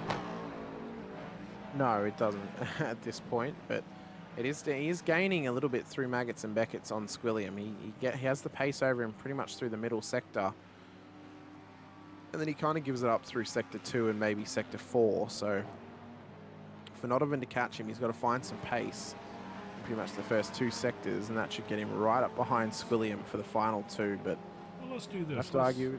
Let's go on It's about board. a minute. Let's go on board here and just see what. So is this fixed set? I believe it's open set. Yeah, it's open set. It is open setup, yes. Yeah. So these guys can make their own setups throughout the week. Whether they've decided to run a VRS or Major's Garage or Garage 61 setup, it's up to them. Or if they've made their own, it's up to them as well. So for Nodovan, he is starting to catch him. He's in his eyes. He's in his eyesight, Jim. So he's got something to push for now. He can see how close he's getting to Squilliam. He can see how short the gap is. He knows that if he pushes that little bit more, he can try and chase down Squilliam at this point. If he gets draft range, which is 1.2 seconds, he could be golden. So if he can get the draft range out of Maggots and Beckett's, that'll put him right up behind Squilliam for the final sector. I didn't realize the draft went that far back on these cars. That's a pretty good draft. Yeah, it can depend on the track, but it's around about 1.2 seconds. Well, he's getting close to that. He is. If he can come out of Maggots and Beckett's around about 1.1 behind, he should be able to close that gap by the end of the hangar straight. Yeah, magic number you just said, and there it is. We're in 1.1, 1.2s. Man, is it, Oh, baby. are you hear his car, though? It sounds like he's up on the rev limiter. He's probably pushing this thing to its absolute maximum. You hear it? It sounds regular at the moment. Okay, maybe it's just me, but to me it sounds like it's hitting on the rev limiter. No, he's pushing this thing super hard. It's almost like pulsating. It's like that on the throttle. So it's like he's pulsating the throttle. He's got the wipers on though. So I have to wonder if he's trying to clear this windscreen. I don't think there would be rain at this point. Oh my goodness, what's going on here? Oh, William. He is feeling the pressure. Oh, okay, yes. So Squilliam's made a mistake. This battle is now down to less than a second. Nodovan definitely has tow range. He has the pace over him through Maggots and Beckett's as well. Less than 5 minutes to go, Jim, and the battle for P2 is about to be on here between Squilliam and Nodovan. We'll go back on board with him in a minute, but let's just get a look at this from outside the car. Yeah, that's exactly what he was looking for right there. And it so easily can happen. No criticism. Watch for the time gain as well through Maggots and Beckett's. He gains around about a 10th through here each lap. So he's going to be right on it. Look at that. Look at that time gain that he gets at the midpoint of Maggots and Beckett's. Oh, doesn't he? He is going to be right on him on exit. So Squilliam takes a slower line through the midpoint of Maggots and Beckett's to actually get the faster run out of the corner where Nodovan's going a bit deeper. That's now lost him some time though from getting balked up from Squilliam, but this battle is on. This battle is on for P2 on the road. The win is out of their hands. It's 11 seconds up to P1, but P2 is on the cards for both of these drivers here tonight. As Squilliam is having to defend against Nodovan, who gave it up on the outlet of the pit lane. Had to push to try and catch up to Beaver, and he made the mistake. That's what lost him P2. He's had to fight his way back this whole race to get back up behind Squilliam for the final few minutes. 3 minutes left to run, Jim. I have to say that we're probably 2 laps to the end. Yeah, probably.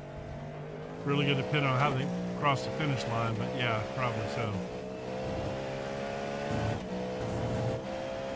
Started to heat up, but Squilliam has responded. He started to push once again to build the gap back to Nodovan, maybe leaving himself some breathing room for the run through Maggots and Beckett's to not get balked up, but to still gain some time through that section. So as they come round the previous Grand Prix start-finish straight, this is the motorcycle start-finish straight now. They rocket around towards fast-paced right-hander, which we've seen some many moments throughout the years of racing here. Who can forget Hamilton and Verstappen's moment through that corner a couple of years ago at the British Grand Prix? This is where he gains the time, though, through Maggots and Beckett's. Oh my goodness. Look at the pace that he gains. Man, he drives it in there, doesn't he? So he goes very deep, but that costs him on exit. That's where Squilliam makes up the time.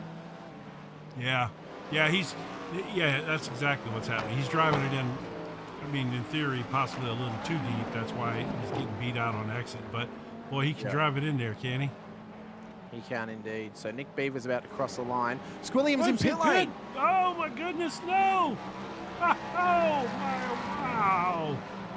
Let's go see. I'm sure it's a fuel. So is it a fuel thing It's or got- is it a drive-through? I'm keeping an eye on it, Jim. I'll let you know. Okay. What the go is for Squilliam. Donovan's now up into P2. Yeah. What has happened? Oh to my Squilliam? goodness. Drive-through penalty. He's gone over the incident limit. That has cost him P2 in this race. Oh my goodness. Devastating. Squilliam. Absolutely devastating. Oh my goodness. And he comes out, he's still got to push him On yeah. Nicolator. Yeah. That's he's still on the podium, but he is now out of this. So I would argue, Jim, that moment at Cop's corner, that's likely what put him over the edge of the incident limit. Yep. When he had that incident. Of course, you know that's the thing. You know you got somebody closing on you. You know you can't get another incident. Are you going to get a drive-through? Talk about pressure. Oh, absolute pressure. Nick Beaver is just entering the back straight now, Jim. Yeah. So he's got about 15 seconds. So this should be the checkered flag when he crosses the line for this race.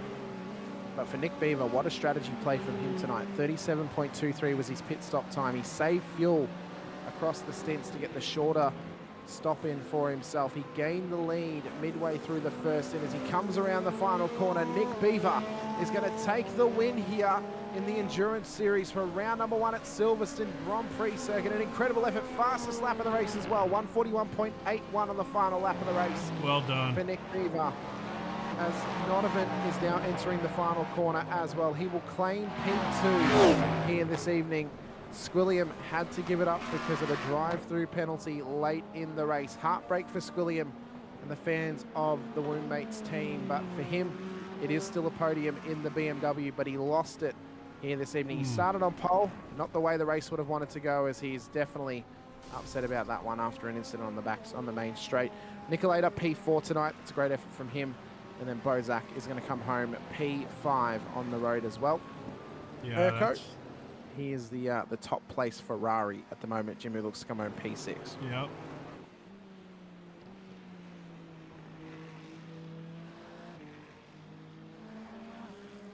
As Wuanake is a bit further behind. He is the only Porsche in the field. He looks to come home in P7. Teagish, Springflower, Bar South inside of the top 10. We've got Squilliam in the waiting room. We'll have a quick chat to him as these guys finish off their race here this evening. Squilliam, unfortunately, not the end to your race that you would have hoped for. A drive-through penalty in the end. Can you give us some more details on that one? Was that for abusing the incident limits and possibly that moment at Cop's corner that gave you the incident penalty? Yeah, I just went too wide there. So. Well, the absolute heartbreak for you and your team. That was, it was an incredible run from you. Started on pole, had a great run in the first part of the race, but then unfortunately just dropped it off in the end. But still a podium for you and still some solid points to start off this season. Are you feeling strong in the BMW? You had some great pace out there, but I mean, Nick Beaver, he had an incredible strategy. 37 seconds was his pit stop. He pipped you by 4 seconds in the pit lane. Is there anything you think you could have done better tonight apart from avoiding some of those off tracks? Yeah, I mean, there's no way I was going to keep up with Beaver. He's just way too quick. I mean, he was putting in like 5/10 lap, if not faster, in the entire last stint. I think my pit stop was definitely long. I had way too much fuel at the end, so I need to. I use the iRacing auto fuel, and I think I need to move to a third-party thing because it usually overfuels even if you don't put a limit and stuff, or a overfill, whatever you want to call it. So no, I just need to get more consistent. I'm not a fan of this track. I don't like the inconsistency with the off tracks, and I'm never good at it when it comes to instant points. And I'm still just struggling with this new tire model in the GTP. I'm definitely higher than I thought it would be, to be completely honest, and I'm super pumped for to be in the top 3 for the first race. But a lot of learning to do for sure. Well, 2 weeks' time we're at Mosport. That should be a great race and good opportunity for you to get some more points on the board as well. Next week, back to the Sprint Series. Of course, you lead that championship, so you'll be hoping to get a solid finish in that one as well. But thanks for coming to have a chat to us, Squilliam. Anyone else you wish to give a shout out to, any of your sponsors, now's your time to do so. Congratulations on your P3 here tonight. Shout out to Gavin first off. He kind of got our setup going for us, and so he's helping with that. I don't know a lot of setup stuff, so he's been super for that so far. And shout out to all my friends watching. Always got a bunch of fans in the crowd from all over the place. So appreciate you guys. Very good. Thank you so much for coming and have a chat to us, Squilliam. Best of luck next week in the Sprint Series, and best of luck in 2 weeks' time at the second round of the Endurance Series as well. Yeah, man, appreciate it. Thank you. Next up, we have Nodovan, P2 on the road tonight. We saw him make a mistake on the final corner that cost him P2, but he was given it back by the iRacing gods this evening. An Albertan that I have collected for myself on the podium once again, Nodovan. You made a mistake on the outlap whilst trying to chase down Beaver at the final corner. Was that a cold tires scenario, or a bit of full fuel, or maybe forgetting to put your brake bias back? What happened there when you gave up that P2 on the road at that point? That was just me not paying attention. I bottomed the quarter panel off, so I hit the curb with the bodywork, not the tire, and it lifted my left rear off the ground. No, that'll do it any time. You had some good pace tonight. You led the race for a small period, but Beaver eventually caught both you and Squilliam at the front and then broke away. Squilliam mentioned that he overfueled the car. You had a very similar pit stop time. I would assume then you've also overfueled the car as well, because Beaver's was about a 37.5. He had a insane pit stop, managed to make it to the end on that fuel. Are there any learnings that you can take away from this race? Because you finished where you started, you had some good pace, but just you weren't able to get the chocolates in the end and get it up into P1. So what are some changes or things you think you can improve upon when approaching Mosport in 2 weeks' time? That'll be a good question. This is my first race with these cars. I've never driven them before, so I'm still kind of learning how to do the energy stuff. It's completely unfamiliar for me. But I think I overfueled even though I set the delta to 0. I had like an extra lap at the end, which is like, whatever. But Beaver was able to get that extra lap, and that's where that time came from. I think that might have come down to maybe it was calculating off you getting an extra lap in possibly, or it didn't realize that the race was going to end so short. Possibly, I don't know. I'm not sure how that works out sometimes in its calculations. But I mean, if you're just learning this car, I'd hate to think how good you're going to be when you have learnt the car properly. I mean, that is incredible. P2, great qualifying from you as well. That put you up there very early on. Stayed out of trouble very early on as well. As Jim's camera is currently scrolling through the crowd around the Silverstone sign. But I have no idea what was happening there. Anyway, no, Nodovan, thank you so much for coming and have a chat to us.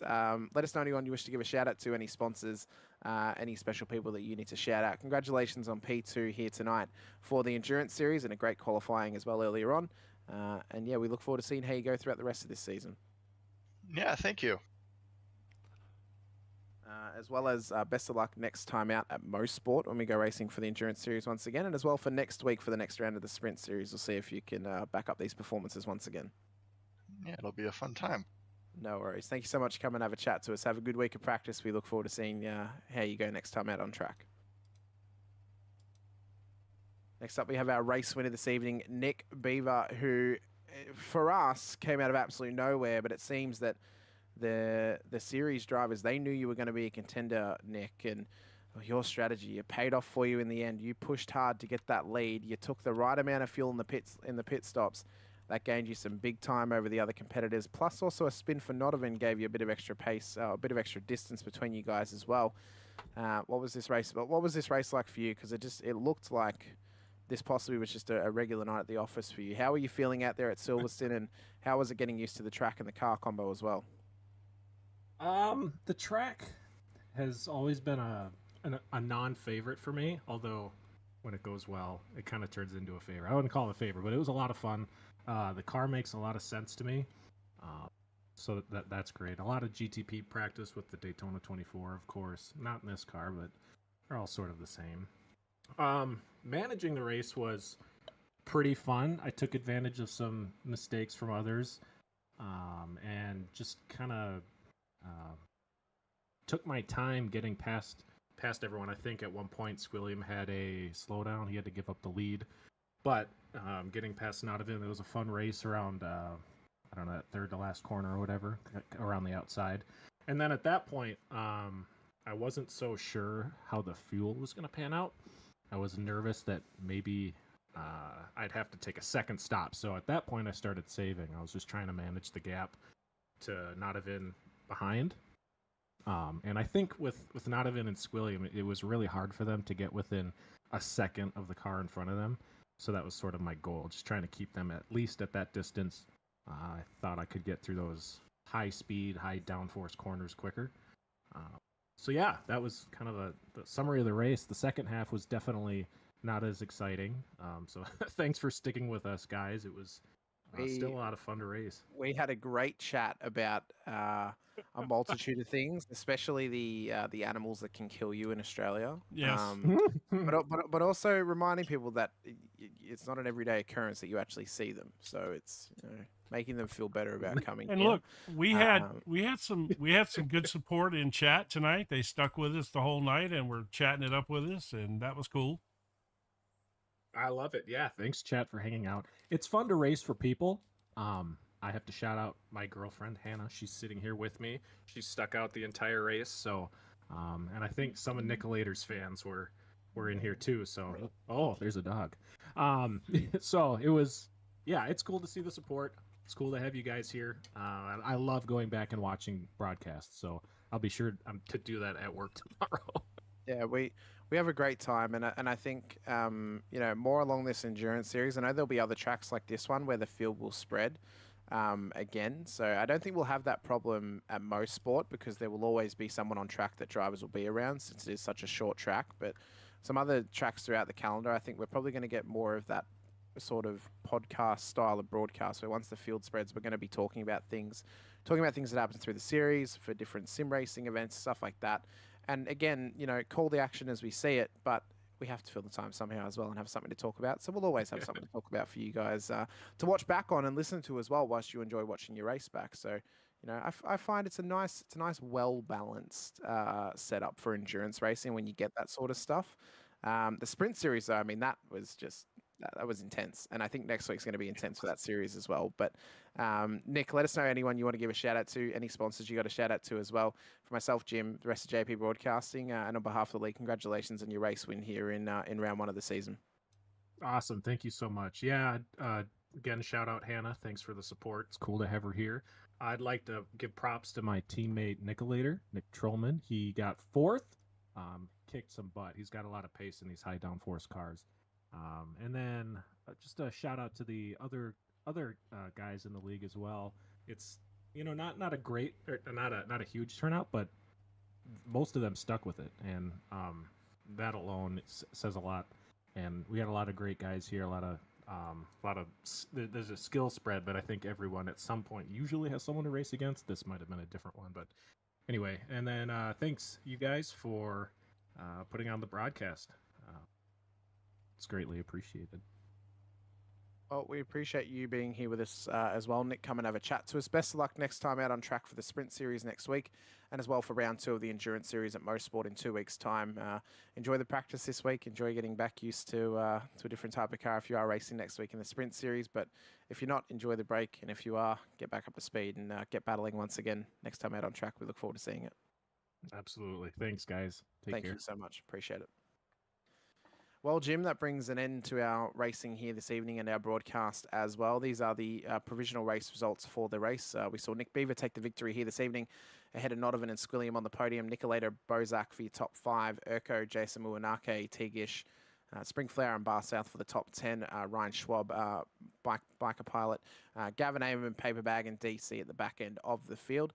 Appreciate your time being here with us on JP Broadcasting as well. If you're new here or if you've been here for a while and you haven't done so just yet, be sure to hit the like button, the subscribe and the bell icon as well. So you're notified whenever we have a broadcast going here on JP Broadcasting. We've got so much content coming your way through 2025 as well as the immediate future. So you want to stick around and you want to check it out. You'll see myself, Jim, James, Biggles, anyone else in the booth here for JP Broadcasting. You'll catch all that action right here on the channel. So we appreciate your time. Appreciate you being here with me this week, Jim.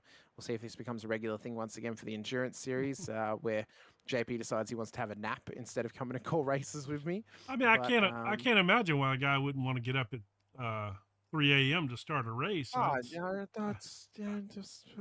Who knows why? Who knows why? But well, it means we get to call more races together, which I appreciate. I'd be thrilled to do this again. I love endurance racing, and I enjoy the podcast format, as you call it, when it gets into a little just chatting and people chatting with us in the YouTube chat and stuff like that. That's fun, man. I love doing this, and I hope I do get to do more of these. Yeah, it should be good to see for the rest of this season. As we mentioned, 2 weeks' time, round 2 of this series will be at Mosport Park. Next week for the Sprint Series, we'll be back again for the Dallara F3s with myself and I assume James Parfitt in the booth with me once again. But until then, appreciate your time, appreciate you being here with us once again, joining myself, Hamish, Munro, and Jim Cunningham alongside. But until next time, stay safe, drive hard, and as always, bye for now.